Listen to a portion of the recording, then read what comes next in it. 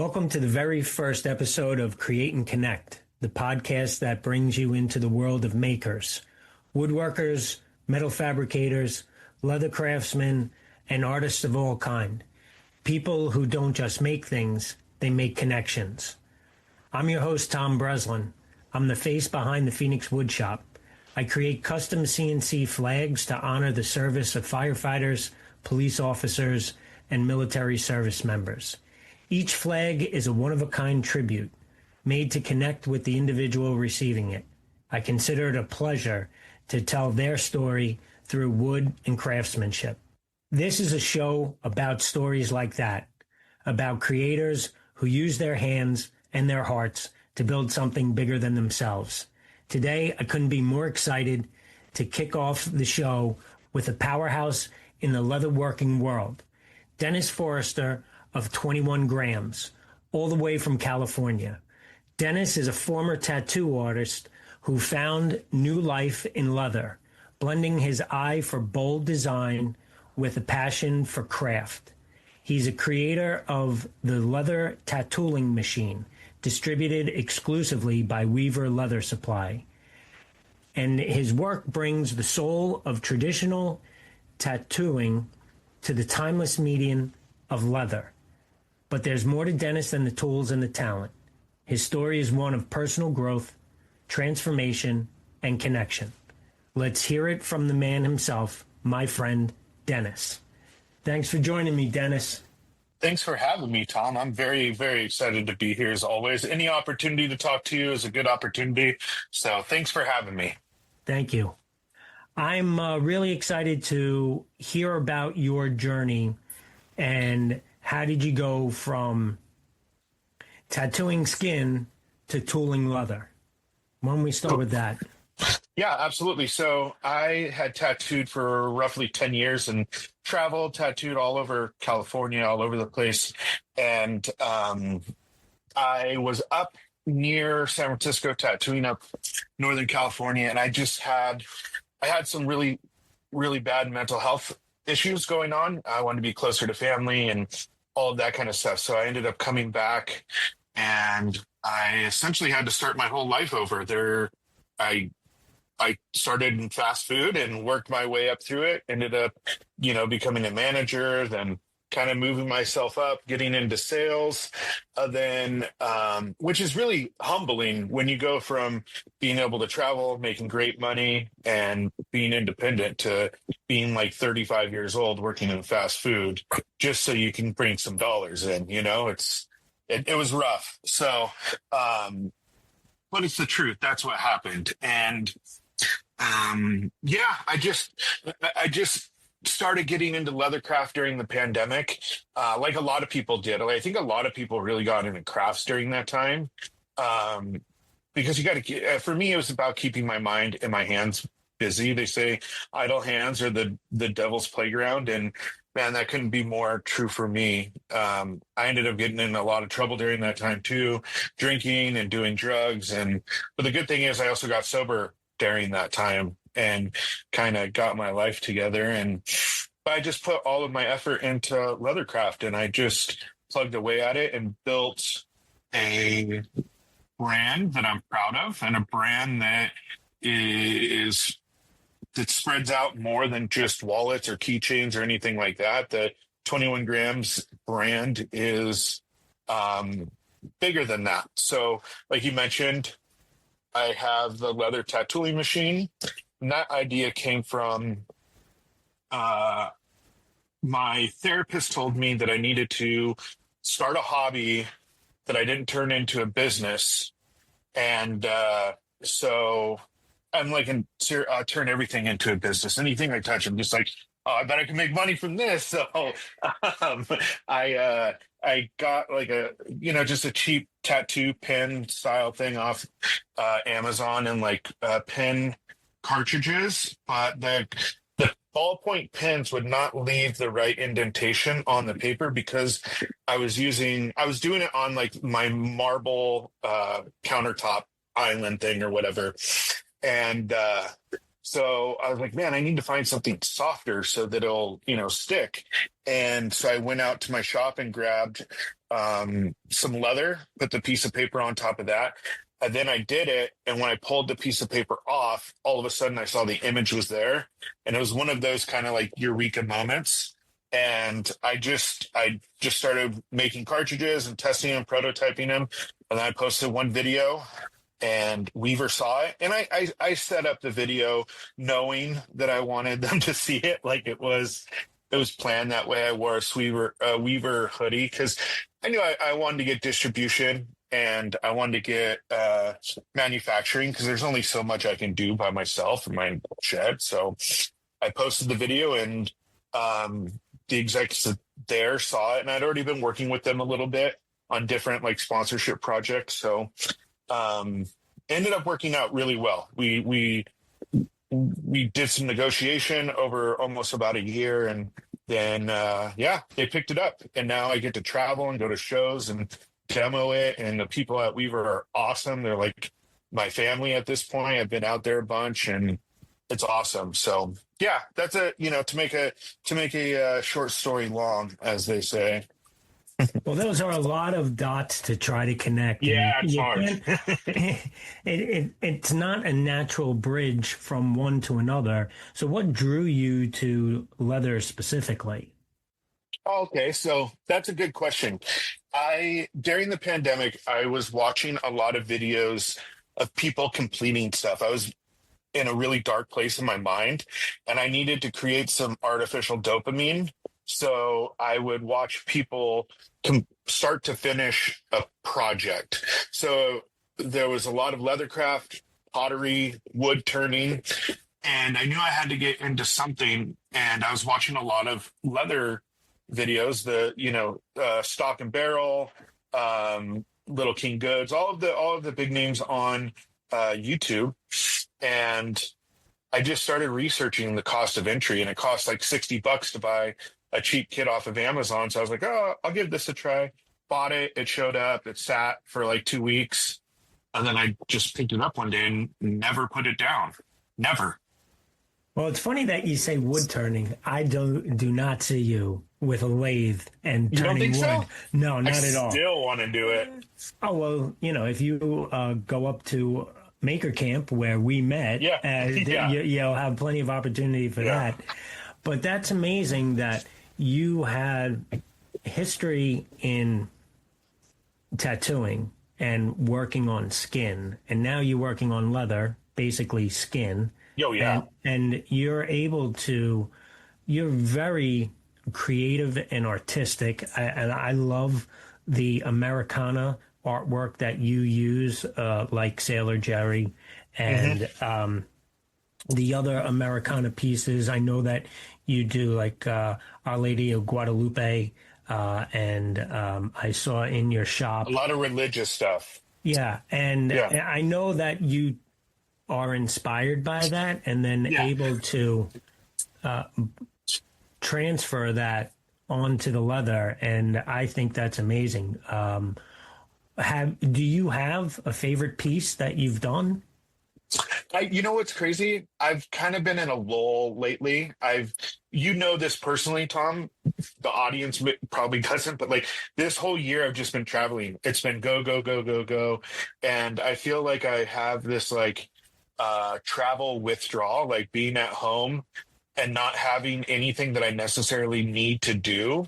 Like there's just this like lack of motivation. I'm just feel like I'm dragging ass, and so I was like, I got to do something. I took all of the artwork down off of my walls, and I'm like, I'm just going to redo all of the artwork, just put it up differently to try to motivate myself. And I know it's going to work, but I got to see a lot of the work. And there's this one that I did. It's like a Jesus head piece with roses, and then like the 3 nails going through some roses as like dagger type things, and I really like that one. That one's a lot. Or the like Rock of Ages, which is very classic, like Americana, in that it's a woman draped over a cross on a rock in the middle of the ocean with light rays coming down, and it's like, Christ being the rock. That's what it symbolizes. Yeah, and I did a really cool one for my friend Dustin, who works at Weaver, and it's like this big Japanese dragon and maple leaves and all of this kind of stuff. And I was able to use this really good gold paint, and it looks like reflective gold. And I'm really happy with how that one turned out. So anytime that I'm in Ohio at Weaver, I'm always like, "Hey man, let me check out that piece." Like, he's like, "Yeah, dude, go ahead, you did it." So yeah, it's cool. Well, I like how you motivated me, and we had the opportunity when you were doing your last workshop up at Maker Camp, and we were able to visit with Jimmy DeResta in his shop, and he showed us his leather workshop, and just to have a studio dedicated to different crafts like leatherwork, welding, woodwork is phenomenal. And, you know, I got inspired by one of his pieces, and then your tattooing machine got me the idea of taking that round purse and personalizing it for my wife, and then you giving me your time and showing me how to work that properly.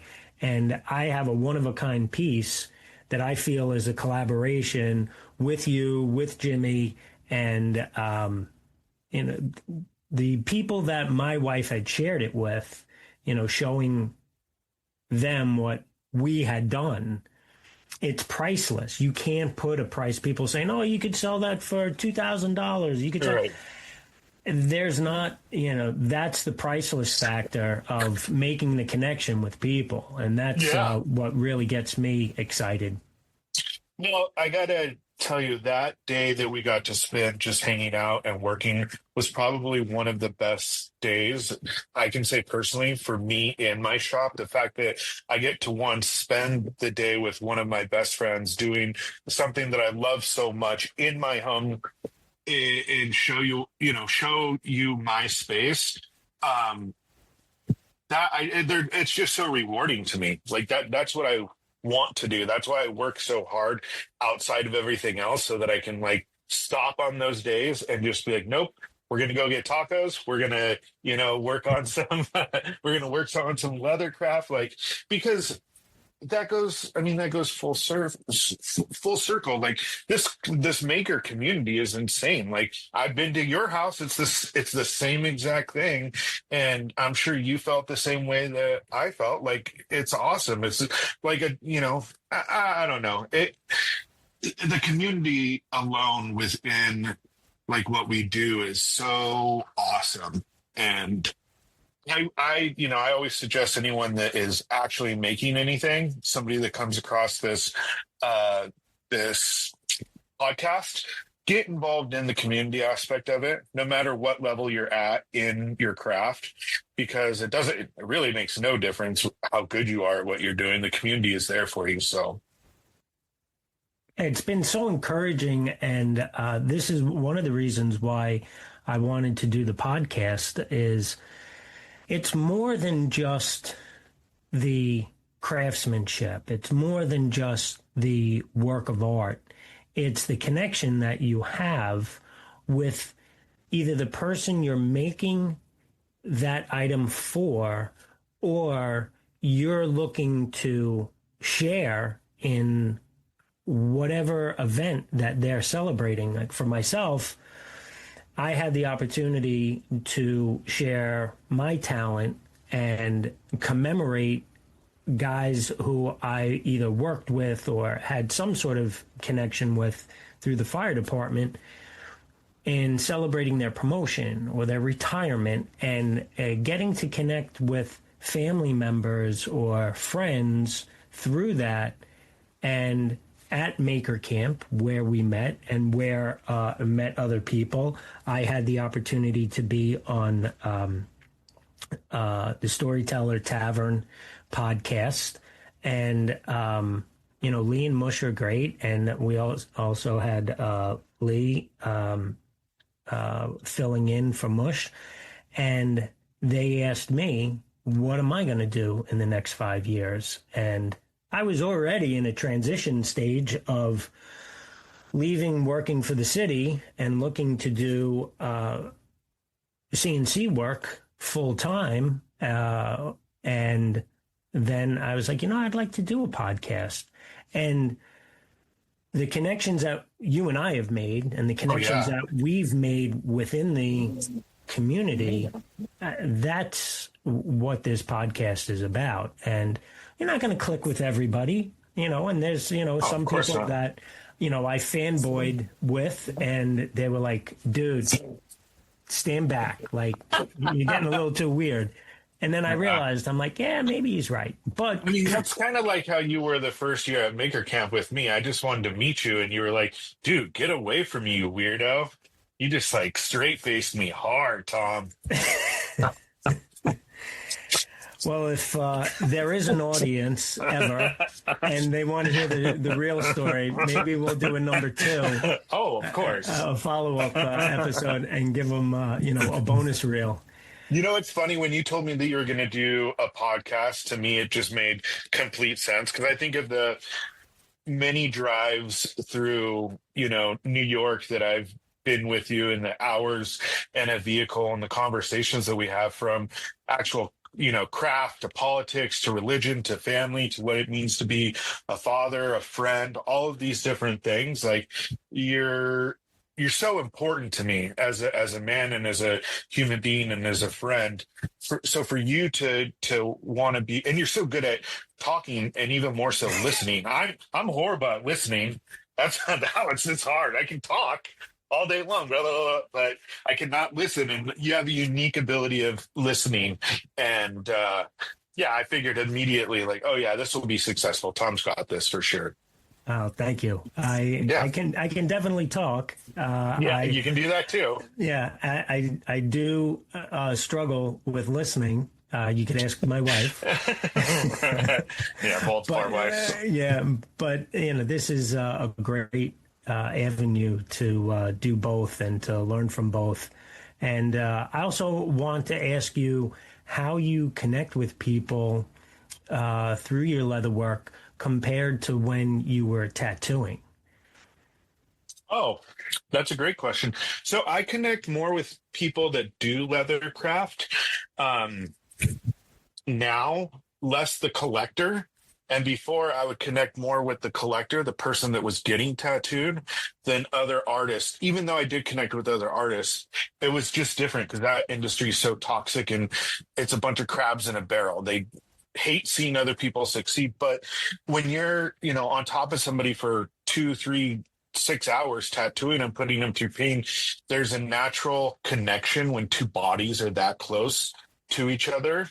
And I loved it until I didn't love it anymore. Then I was over it, being that close and smelling the iron in people's blood, or if they're hungover and you can smell booze cut through their blood, like everything. Like, and people don't really think about that. That's part of tattooing but yeah, I mean, now I connect like these kinds of things, or with Ethan Carter, who the only similarity that we have is that he's a leather crafter, I'm a leather crafter, but our friendship is based off of time and like spending time together and doing workshops together. Austin, yourself, like, those are the things that I connect with, is the people that are different than me. I never want to hang out with someone like me. Like, I want to hang out with someone different than me. So Ethan's completely different than me.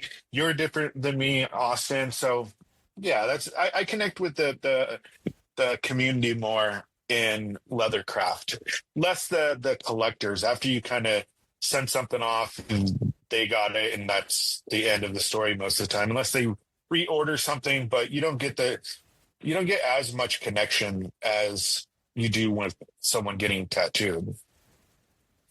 Well, I know that you shared a powerful story about one workshop that you were in the West. Do you have a powerful story or reaction of one of your pieces, or during a workshop, or? Yeah. So I did the Sheraton show in Wyoming. In fact, this story is coming out in the Leather Crafters Journal this month. So I wrote a column about this story. And there was a little boy, I think he was like 8 or 9 years old, and he had walked up with his whole group, his family, maybe 3 or 4 other adults, and then him. And I noticed that his right arm had like was cut off at that, like right above the elbow. It looked like it was amputated. And so I saw him. I was working with somebody else. I was sitting, and then there was someone sitting next to me, and I was teaching him how to use the tattooing machine. And there's a crowd around because it makes a bunch of noise. And I saw him, and immediately, like through the corner of my eye, I was like, oh, he's going to come up. One, it's a kid. Like I want to show the kids. And two, because he doesn't have a right arm, like this is perfect for him. And so I had him come up. He was a little hesitant, but I gassed him up and I was like, come on, dude, like just come sit down, hang out. And he did it, and he started doing it with his left hand. And I saw his dad. I looked up, it's his dad right there.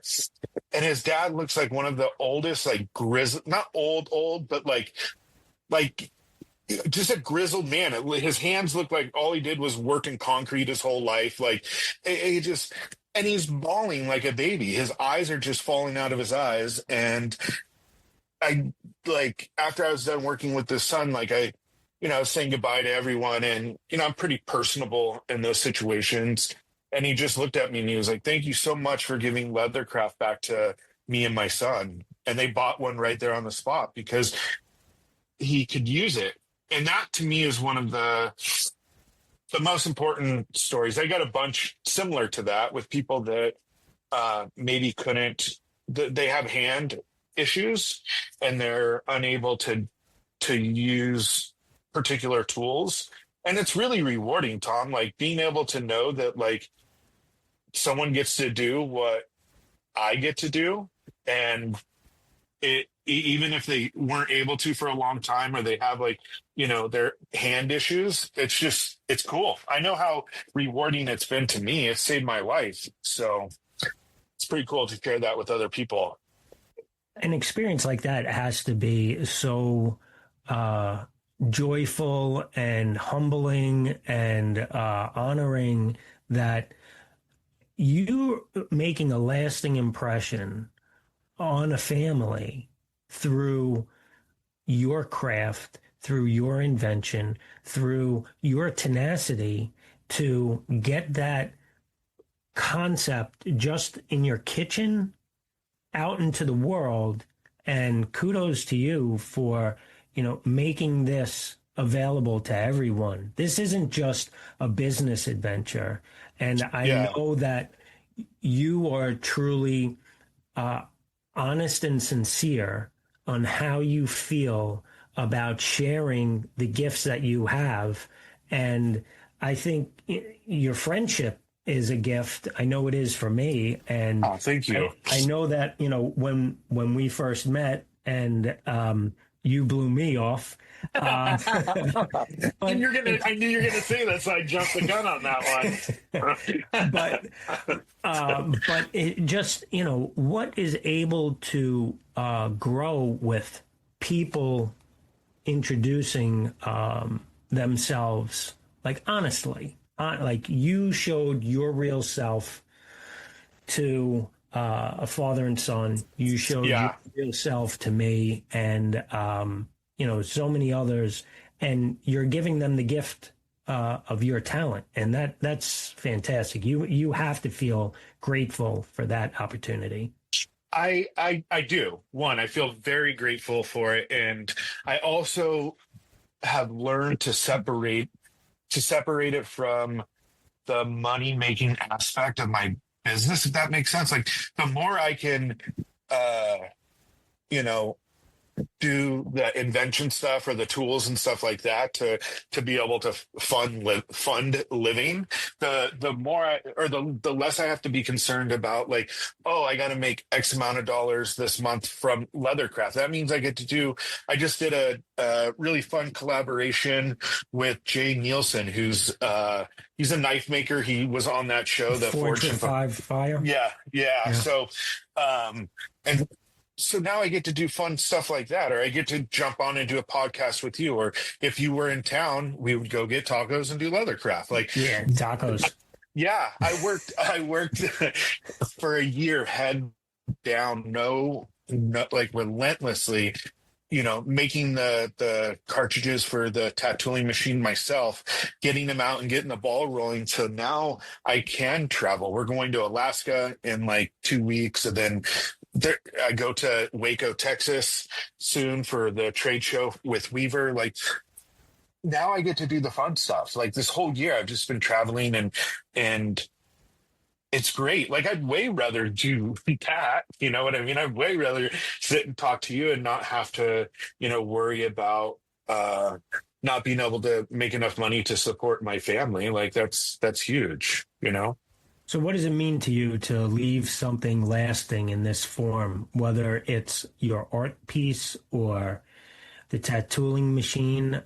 Because you've made a tremendous mark in the leather craft world. What does that mean for you personally? I think it changes a lot. I think before it was, I wanted to be the best. Like, I have this very competitive mentality, not the best in the sense that, like, I'm competitive against other people. I'm always competitive against myself. I wanted to push myself to be the very best that I could.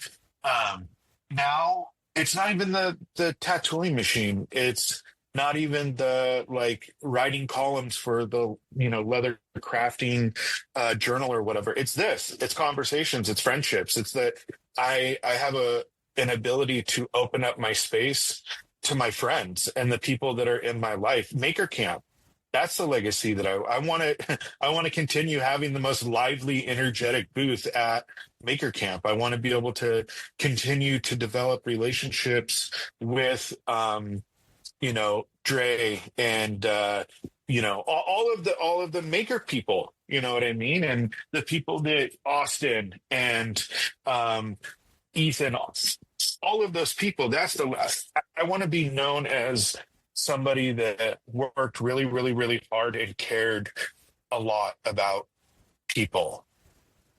The other stuff is just things. It's just stuff. Like, I don't care about the stuff. It's the relationships that I care about. Well, that's evident in spending time with you. And if anybody does listen to this and anybody does go to Maker Camp, they better get to the Weaver leather crafting tent early, because if there's not a spot, you don't get in. I know that firsthand.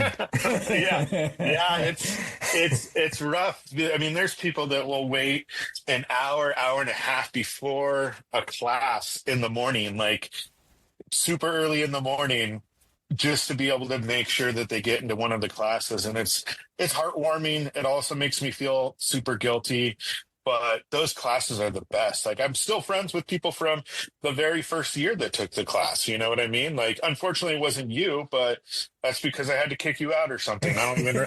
What happened? Or will you tell me what happened? No, now we're gonna have to wait for another episode. Here we go. All right, perfect. Or at least another 3-hour truck ride. Oh yeah. So, where are you headed next? And I know that there's some things you're not able to share right now. And what's amazing with you is you're not staying stagnant and you're not resting on laurels. You have some goals. What are some things that you can share with us that are coming up in the future? That's all kind of changing because of certain life events, even since the last time I talked to you on a personal level. So I'm still spending the rest of this year kind of traveling. I have a few more like responsibilities that I have as far as traveling. I'm going to Waco, then I'm going to New York out to go see you and go to Maker Camp. I was going to go to the Netherlands straight from there for a show that they do there in Europe, but I'm going to pass on that. I wanted to kind of get the ball rolling on setting up a makerspace type of thing locally here, and that's still something that's like my goal. It just depends on when and how things kind of shake up. But right now, I'm learning how to be okay with not going a million miles an hour every single day, and it's hard, Tom. It's like I've been having a really, really hard time with just being okay with, drawing for a few hours and then puttering around in the shop and then working on the house on this kind of thing or that kind of thing. Like, I just feel like I'm being lazy, but it's like, it's because I'm having like withdrawal from the like fast paced go, go, go, go, go, go, go. And I don't know how to just chill. Like, I don't know how to, and I'm not good at it. And I also start feeling like ultra guilty about it. Like, man, there's so much more I can do in a single day. Like, my wife's constantly like, dude, just chill. Like, you do stuff all of the time. What are you even talking about? So I can definitely, I can identify with that, and yeah, going, working in the city, and everything was from the time you open your eyes, your foot on the gas pedal till you pass out at night because you're exhausted. yeah, And you need to learn to live in balance. Not easy to do. no. What's one lesson the craft has taught you about people or about yourself? Oh, that's a good one. I think the slower you work, the faster you get a project done. That's something that has really helped me. Meaning, I mean, it goes back to what we were just talking about, like the go, go, go, go, fast, fast, fast. If I rush a project, I'm going to have to do it 2 or 3 times. But if I take my time and think things through, how it's going to look in the end, and really focus on that and kind of work on taking a breath every once in a while, I get the project done a lot faster that way. That, and what the craft or the industry or whatever has taught me is that my I have a misconception about people, and you and I talk about this all the time, but I have a misconception about certain people in certain states and expect it to be this way or that way, and it's never what I expect. Never ever what I expect. You know, whatever that looks like, I think that it's going to be, going to was it Montana? Wyoming. I just thought it was going to be a bunch of, hick hillbillies or whatever. And then I show up and it's some of the nicest, coolest people that I ever met. Like, I would just think that they were like ultra conservative, like see me heavily tattooed. And there was people that looked at me. It's not California. I know that, but like some of the kindest, progressively minded people ever, that it's just one of those things where it goes against everything that I stand for myself. I am that person. So I learned that, there's a lot of misconceptions that I carry, and I need to just go up and have the personal relationships with each person rather than assuming. And I hope that makes sense. I feel like I said a lot of words in there, but I don't know. Yeah. It makes sense to me because we've had this conversation a few Lots of times. times. Yeah. But let me give you a couple of rapid fire. Sure. Pizza or tacos? Ooh, God, that one was hard. Dang it. If I could only do one, there's so many variations of tacos. I'd go tacos. Tacos. For pizza. Dang it. Tom, you're killing me. All right, coffee or soda? If I didn't have to worry about the calories, soda. Yeah. Chocolate or gummies, gummy bears? Gummy bears. I'm not a big chocolate guy. All right. What's your favorite leatherworking tool? I would say the skiving tool. I'm sorry, the shoot, I don't know. Would it be the tattooing machine? Yeah, it would. Shout out tattooing machine. Yes, it is. I love it, but if I'm thinking like long term, if I were to have to return, if my shop burned down, God forbid, and I had to replace my tools, the first things that I would replace are my edge bevelers and my Cinnabrock, what's it called, stitching punches, because they're the best. So, yeah, those are probably my favorite tools, but mostly the leather tattooing machine by Weaver, where you can see it at weaverleathersupply.com. Shameless plug. Good for you. Give me one artist or maker who you would love to collaborate with. Rick Rubin. Oh, nice. Yeah. Yeah. Shout out to Rick. I would love to do that myself. That'd be cool. Yeah. I'd love to work with him. Yeah. New York kid. Yep. Most meaningful reaction you've gotten from a client? Does it have to, oh yeah. I think that there was a lady that I tattooed when I lived up north, and she had a double mastectomy. And so I ended up tattooing her whole chest with these big roses and leaves and everything like that. And once I came, she's always been supportive. Her and her husband and her kids we've always stayed in touch. And once I started doing leathercraft and I was making sandals, I ended up making I used the same designs from the tattoo on her sandals, and she was really stoked on that. Like that was a really cool one. That's nice. And that's a nice way to connect and stay connected with people. I love it. Yeah. And I find it so interesting that your artistry, your drawing has gone from skin to hide, and how you may not have enjoyed your time tattooing, but you took what you learned and you took a craft and you adjusted it.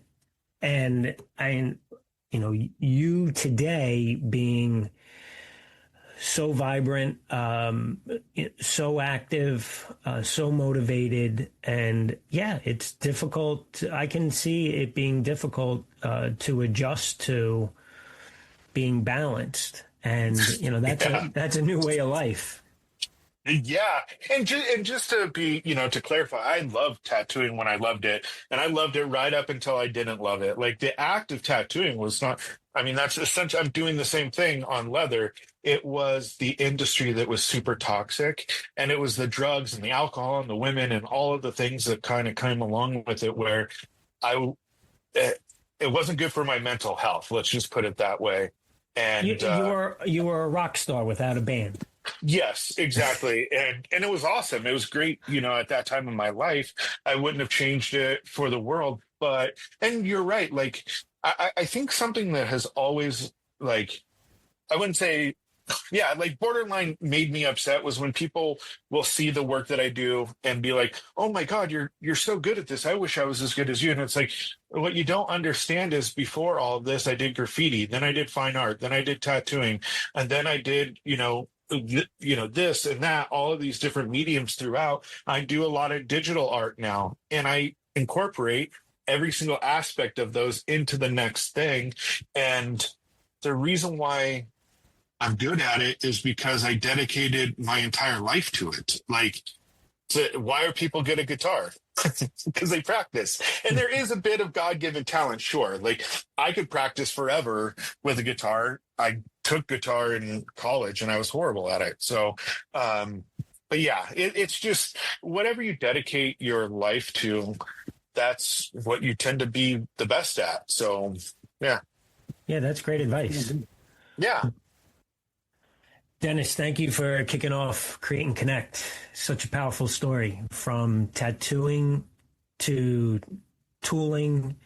Your evolution as an artist is inspiring, and your passion for connection through the craft really shines through. If you're listening and want to see Dennis's work, Dennis, where can they find you? 21 grams underscore leather goods on Instagram, or you can just look up 21 grams leather goods on the internet, and I'm pretty easy to find. Yeah, it's 21 grams attached to leather. That's me. And if they wanted to get the tattooing machine that we shamelessly plugged over and over, where could they get that? WeaverLeatherSupply.com, or go to my page and click through my affiliate link so I can get a little kickback. Nice. Dennis, thanks for tuning in for the first episode and being here for me. Of course. Being here for the community. If you like it, subscribe, leave a review, share it with someone who appreciates true craftsmanship. Until next time, I'm Tom Breslin. Keep creating, keep connecting.